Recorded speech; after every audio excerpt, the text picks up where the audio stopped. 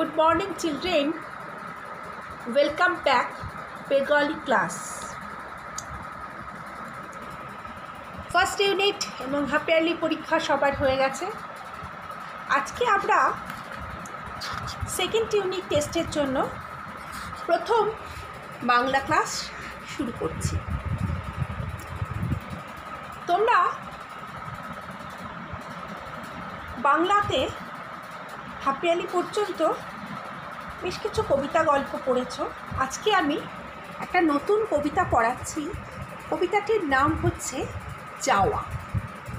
কবির নাম নীরেন্দ্রনাথ চক্রবর্তী।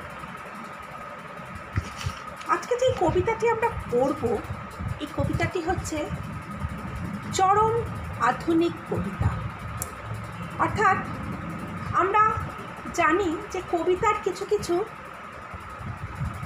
স্টাইল আছে, কোনো কোনো বিশেষ বিশেষ কবির কিছু কিছু রচনার শৈলী আছে।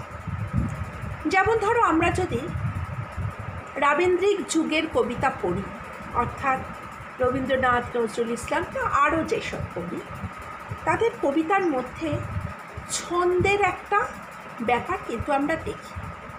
পরবর্তীকালে আমরা যত আধুনিক কবিতায় ফিরে যাই বা আধুনিক কবিতার দিকে আমরা এগিয়ে যাচ্ছি, তত দেখছি কবিতার মধ্যে কিন্তু ছন্দের থেকেও গদ্য কবিতার প্রতি, অর্থাৎ ছন্দ ছাড়াও যে কবিতা লেখা যায়, সেই কবিতা কিন্তু আমরা আধুনিক কবিতায় পাই। আজকে আমরা নীরেন্দ্রনাথ চক্রবর্তীর কবিতা পড়ব। প্রথমেই আমরা একটু নীরেন্দ্রনাথ চক্রবর্তীর সম্পর্কে জানব, তারপর আমরা সরাসরি কবিতাতে চলে যাব। নীরেন্দ্রনাথ চক্রবর্তী ছিলেন 20 শতকের দ্বিতীয়ার্ধে, অর্থাৎ রাবীন্দ্রিক যুগের পরবর্তীকালের কবি। তিনি সহজ সরল ভাষায় কবিতা লেখা পছন্দ করেন। তার ছন্দে রয়েছে বাস্তব জীবনের ছোট ছোট ছবি। নীরেন্দ্রনাথ চক্রবর্তীর লেখা কবিতায় আমরা অসম্ভবভাবে বাস্তবতাকে প্রাধান্য পাই। অর্থাৎ বাস্তবতা ছাড়া শুধুমাত্র কাব্যিক সৌন্দর্য বা সাধারণত কবিতার ক্ষেত্রে যেটা হয় প্রাকৃতিক সৌন্দর্য, এবং তার সঙ্গে যেটা থাকে সেটা হচ্ছে কবির এক মানসিকতা। অর্থাৎ কবি কীরকম কবি, সে যদি প্রকৃতি নিয়ে কবিতা লিখতে ভালোবাসেন, তবে তার কবিতায় প্রকৃতির ছোঁয়া, মানুষের জীবন বা পুরাতন সাহিত্য, যে কোনো কিছু নিয়েই তো কবিতা লেখা যায়। তবে আধুনিক কবিতার ক্ষেত্রে আমরা কিন্তু কবিতার মূল বিষয়বস্তু দেখি মানুষ, অর্থাৎ সাধারণ মানুষ, তাদের দৈনন্দিন জীবনের দুঃখ দুর্দশা, সাধারণ খেটে খাওয়া মানুষ, যেই মানুষের জীবনে নেই কোনো নতুনত্ব, শুধুমাত্র বেঁচে থাকার জন্যই খাদ্য নেওয়া এবং আস্তে আস্তে ছোট থেকে বড় হওয়া, এবং একটা সময় জীবনের সব কিছু আশা আকাঙ্ক্ষা, সমস্ত চাওয়া পাওয়া শেষ করে চিরনিদ্রার দেশে চলে যাওয়া। এই যে আমাদের চারিপাশে রুগ্ন অসুস্থ ভণ্ড সমাজ, অর্থাৎ যেই সমাজে শুধুমাত্র এক শ্রেণীর মানুষ, যারা সমাজের উপর শ্রেণীর উঁচুতলার মানুষ, তারা সমস্ত সুখ স্বাচ্ছন্দ্য পাবে, আর যারা খেটে খাওয়া গরিব মানুষ, যারা অসহায়, যারা প্রপারলি শিক্ষা পায়নি, যারা নিজেদের শুধুমাত্র বাঁচার লড়াই করে যায় অবিরত নিরন্তর, তাদের জন্য শেষ পর্যন্ত কিছুই থাকে না। কবিতার কাব্যে কিন্তু বারবার এইরকম অসহায় মানুষের কথা লিখেছেন, এবং দেশ ও তথা জাতির জীবনে এইসব মানুষের অবদানও তিনি লিখেছেন। সেই রবীন্দ্রনাথের কথায়, যে আছে মাটির কাছাকাছি তার বাড়ি শোনা লাগি কান পেতে আছি। অর্থাৎ সাধারণ মানুষ, খেটে খাওয়া মানুষ, তাদেরকে বাদ দিয়ে কিন্তু সমাজ চলে না। ঈশ্বর কিন্তু সেখানে থাকেন না। শুধু তাই নয়, শুধু রবীন্দ্রনাথই নয়, কাজী নজরুল ইসলাম থেকে শুরু করে সুকান্ত ভট্টাচার্য, শঙ্খ ঘোষ, বীরেন্দ্র চক্রবর্তী, পূর্ণেন্দু পত্রী, আমরা আধুনিক প্রাচীন যত বা মধ্যযুগীয় লেখক, সব লেখকদের কিন্তু কবিতা বা কাব্যে কিন্তু সাধারণ মানুষ নিয়ে কিছু কিছু লেখা ফুটে উঠেছে। বিশেষত আধুনিক লেখকরা কিন্তু সমাজ এবং সাধারণ মানুষকে নিয়েই তারা, এবং মানুষের ছোট্ট ছোট্ট চাওয়া পাওয়া এবং তাদের জীবনের আশা আকাঙ্ক্ষা সব কিছু নিয়েই তাদের কবিতা লেখা। বিশেষত মানুষের মনস্তাত্ত্বিক টানাপোড়েন সব কিছুই কিন্তু আধুনিক কবিতার বিষয়।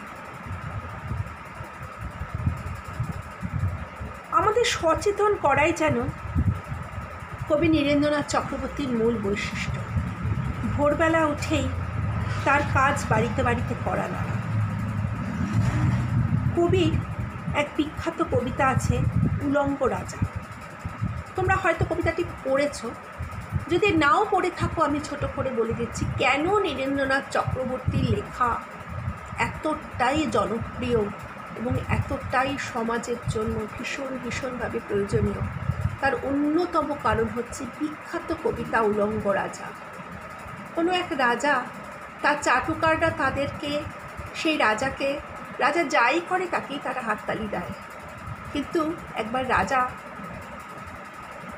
তার এমন এক বস্ত্র পরিধান করলো, প্রকৃতপক্ষে সেটা কোনো বস্ত্রই ছিল না, কিন্তু রাজাকে খুশি করার জন্য সমস্ত চাটুকাররা হাততালি দিচ্ছে এবং বলছে অসাধারণ পোশাক। রাজা কিন্তু সম্পূর্ণ উলঙ্গই ছিল। সত্য একটা শিশু, সে হঠাৎ করে উঠে বলেছিল, এই রাজা তোর কাপড় কোথায়? অর্থাৎ শিশু যারা সত্যের প্রতীক, সেই সত্যের প্রতীককেই কিন্তু কবি এই কবিতার মাধ্যমে, উলঙ্গ রাজা কবিতার মাধ্যমে তুলে ধরেছে। অর্থাৎ চাটুকারেরা কিন্তু সমাজকে আরও ক্রমশ সর্বনাশের পথে ঠেলে দিচ্ছে। শুধুমাত্র সামান্য কিছু পাওয়ার আশায় তারা কিন্তু সমাজের যথার্থটাকে প্রকাশ করে না। কবি এই উলঙ্গ রাজা কবিতার মাধ্যমে কিন্তু একটা জিনিস বুঝেছেন যে তিনি হতাশ নন, তিনি সেই শিশুটিকে খুঁজছেন, আমাদের অপাবৃদ্ধ হৃদয়কে। এই শিশু অর্থাৎ মানুষের মধ্যে, প্রত্যেকটা মানুষের মধ্যে যে অপাবৃদ্ধ হৃদয় থাকে, যে সৎ সাহস স্পষ্টবাদী মানসিকতা থাকে, কবি কিন্তু সেই কথাকেই বর্ণনা করেছে।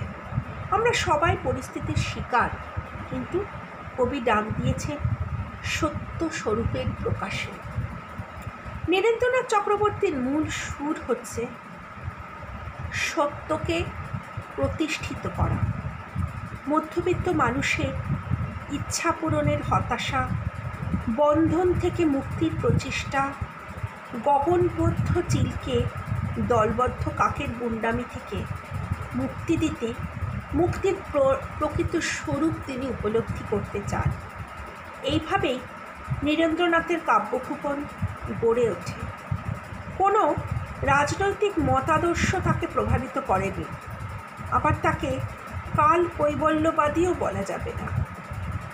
নীরেন্দ্রনাথ সাহিত্য আকাদেমি পুরস্কার পান তার কাব্যগ্রন্থ উলঙ্গ রাজার জন্য 1971 সালে। খুবই অসংখ্য কাব্যগ্রন্থের মধ্যে কয়েকটি উল্লেখযোগ্য হল নীল নির্জনে, কলকাতার যিশু, অন্ধকার বারান্দা, জঙ্গলে এক উলবাদিনী, জলের জেলখানা থেকে ইত্যাদি। কবির জন্ম 1924 খ্রিস্টাব্দে, পৈতৃক নিবাস বাংলাদেশের ফরিদপুর জেলায়। তাহলে আমরা নীরেন্দ্রনাথ চক্রবর্তী সম্পর্কে বললাম। এবার আমরা সরাসরি চলে যাব আমাদের আজকের কবিতায়। আজকের কবিতাটি একটা খুব ছোট্ট কবিতা। কবিতাটির নাম হচ্ছে যাওয়া। যাওয়া কবিতাটির নামকরণ থেকে আমরা বুঝতে পারছি কোথাও একটা যাওয়ার কথা বা যাওয়াকে কেন্দ্র করে কবিতা। এই কবিতাটি আমরা যখন পড়ব তখন দেখব এই যাওয়া অর্থাৎ একটি অতি সাধারণ মানুষ জীবনের সমস্ত হিসেব চুকিয়ে জীবনের সমস্ত দেনা পাওনা চুকিয়ে মৃত্যুর দেশে চলে গেছে। ক্ষুধার তাড়নায় এই লোকটি সারা জীবন হন্যে হয়ে বেরিয়েছে। তার কোনো উচ্চ অভিলাষ নেই, তার কোনো কল্পনার জগৎ নেই। খিদে সহ্য না করতে পেরে একটা সময় সে মৃত। তাকে কোনো দিন কেউ ন্যূনতম সাহায্যটুকুও করেনি। সারা জীবন শুধু স্ট্রাগল করে শুধুমাত্র দুটো খাওয়ার জন্য নিরন্তর পরিশ্রম, দুটো খাওয়া আর বেঁচে থাকা। এই বেঁচে থাকা কিন্তু শুধুমাত্র বেঁচে থাকা। এই বেঁচে থাকা মানে কিন্তু মান যশ সব কিছু নিয়ে বেঁচে থাকা নয়, মানুষের মতো বেঁচে থাকা নয়। এই বেঁচে থাকা শুধুমাত্র পশুদের মতো খাওয়াকে কেন্দ্র করে বেঁচে থাকা। সেই মানুষটি আজ মৃত। সে ক্ষুধার তাড়নায় তার মৃত্যু হয়েছে, অথচ আজ মৃত্যুর পর তার মৃত্যু শয্যায় কেক ফুল দিয়ে সাজানো হয়েছে তার শেষকৃত্যের জন্য। কবি ব্যঙ্গ করে বলেছেন, মৃত মানুষটা মৃত্যুশয্যায় শুয়ে খোলা আকাশের দিকে তাকিয়ে যেন রজনীগন্ধার সুগন্ধ পাচ্ছেন। অর্থাৎ যেই মানুষটি জৈবিক কারণে খিদের তাগিদে না খেতে পেয়ে অত্যন্ত কষ্ট পেয়ে তার মৃত্যু হলো, মৃত্যুর পর আমাদের এমনই সমাজ সেই মানুষটিকে তার শেষকৃত্য স্থাপনের জন্য সবাই মিলে একত্রিত হয়ে তাকে পুষ্পশয্যায় সজ্জিত,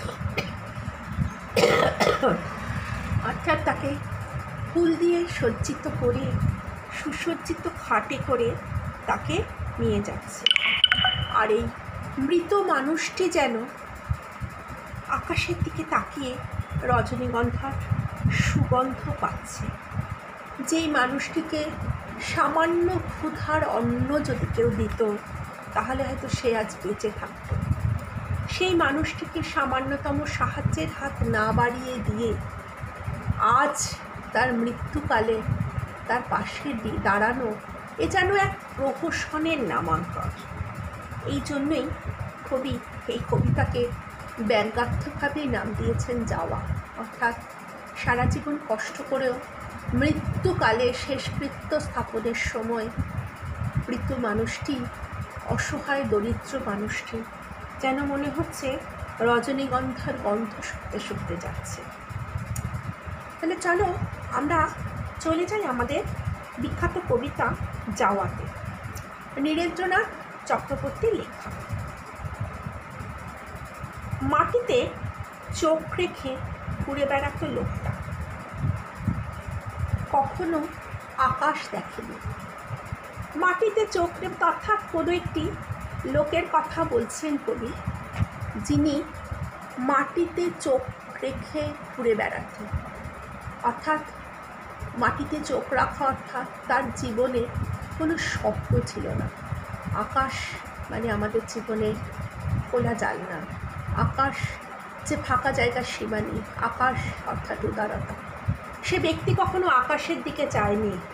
সে ভুল করেও জীবনে তার চাওয়া পাওয়া বলতে শুধুমাত্র ছিল জীবন ধারণ, দুটো খাওয়া, ক্ষুধার অন্ন। সেটা শুধু নিছক অন্নই ছিল। সে কিন্তু জীবনে বেশি কিছু চায়নি। সে সব সময় মাটির দিকে তাকিয়ে, অর্থাৎ অত্যন্ত গরিব মানুষ, শুধুমাত্র ক্ষুধার তাড়নাতেই সে বেঁচেছিল। ক্ষুধার অন্ন পাওয়াটাই তার জীবনের মূল মন্ত্র ছিল। এখন খাটিয়ার ওপর চিৎপটাং হয়ে শুয়ে আছে আর আশ মিটিয়ে আকাশ দেখছে। এই লোকটির এই লোকটির মৃত্যু হয়েছে। সে খাটিয়ার ওপর শুয়ে আছে চিৎপটাং হয়ে, অর্থাৎ সে শুয়ে আছে মানে তার মৃত্যু হয়েছে। সে যেন খাটিয়ার ওপর শুয়ে আছে আর আকাশ দেখছে আশ মিটিয়ে। মৃত্যুর পর আর তো কিছু চাওয়া পাওয়ার থাকে না, কোনো খেতে পেলো কি পেলো না কিচ্ছু এসে যায় না। সেই লোকটি যেন মৃত্যুর পরই প্রথম সময় পেয়েছে আকাশ দেখার। লোকটি মৃত্যুর পর আকাশ দেখছে। জীবনে কখনো ফুলের স্বপ্ন দেখেনি লোকটা। অষ্টপ্রহর শুধু ভাতের গন্ধে হন্যে হয়ে ঘুরত। এই লোকটি কখনো জীবনে ফুলের স্বপ্ন দেখেনি। ফুল মানুষকে পেট ভরায় না ঠিকই, কিন্তু মানুষের মনে এক অনাবিল আনন্দের সৃষ্টি করে। যেই আনন্দই ব্রহ্ম, আনন্দ থেকেই জীবনের সৃষ্টি। সেই আনন্দ মানুষকে সাধারণ পশু পাখি থেকে মনুষ্যত্বে রূপান্তরিত করে। কবি বলেছেন, জগতের এই আনন্দ যজ্ঞে, অর্থাৎ সারা পৃথিবীর এই যে সব কিছু, আকাশ বাতাস চন্দ্র তারা সব কিছুই যেন মনে হয় মানুষের আনন্দ স্বরূপ। অর্থাৎ মানুষ তো মানুষ, মান এবং হুঁশ আছে। শুধু খাওয়ার তাগিদেই তো জীবনে বেঁচে থাকা নয়, জীবনে বেঁচে থাকা মানে এছাড়াও অনেক কিছু। কিন্তু আলোচ্য কবিতায় আমরা এমন একটি লোকের সন্ধান পাই যে লোকটি কিন্তু জীবনে বেঁচে থাকা মানে শুধু বেঁচে থাকাই ভেবেছিল। অর্থাৎ এই বেঁচে থাকার মধ্যে কোনো বিশেষ কিছু চাহিদা ছিল না, এই বেঁচে থাকার মধ্যে কোনো বিশেষ পাওনা ছিল না। এই বেঁচে থাকাটা শুধুমাত্র ছিল খাদ্যের মাধ্যমে বেঁচে থাকা, খাবারের গন্ধ, অর্থাৎ তার পেটে জ্বলে আগুন, সে খাবারই পায় না সঠিক মতো, তারপর তার আকাশের দিকে তাকানো বা জীবনের অন্যান্য আনন্দ উপভোগ করার ইচ্ছে, সে তো অনেক পরের কথা। তাই এই কবিতার মাধ্যমে তোমরা সবাই কবিতাটির প্রথম প্যারাগ্রাফটা পড়বে। এই কবিতাটির মাধ্যমে আমরা দেখলাম যে কবিতাটি কিন্তু সাধারণ মানুষের, খেটে খাওয়া মানুষের কবিতা, নীরেন্দ্রনাথ চক্রবর্তীর লেখা। এবং এই কবিতার মাধ্যমে আমরা অত্যন্ত গরিব একটি মানুষের জীবন কাহিনী পাব। খুব ছোট্ট ভাষায়, ছোট্ট ছোট্ট কথার মধ্যে কবি কিন্তু এই কবিতার মাধ্যমে আমাদের দেশ, আমাদের জাতি, সাধারণ খেটে খাওয়া মানুষের আর্থসামাজিক অবস্থা সব কিছুই কবি বর্ণনা করে গেছে। আজকে তোমরা কবিতাটি এইটুকুই থাকলো। অতি অবশ্যই তোমরা প্রথম প্যারাগ্রাফটা পড়বে এবং পড়ার পর আমি যখন কালকে নেক্সট ক্লাসে কিন্তু আমি এর পরেরটুকু তোমাদেরকে পড়িয়ে দেবো।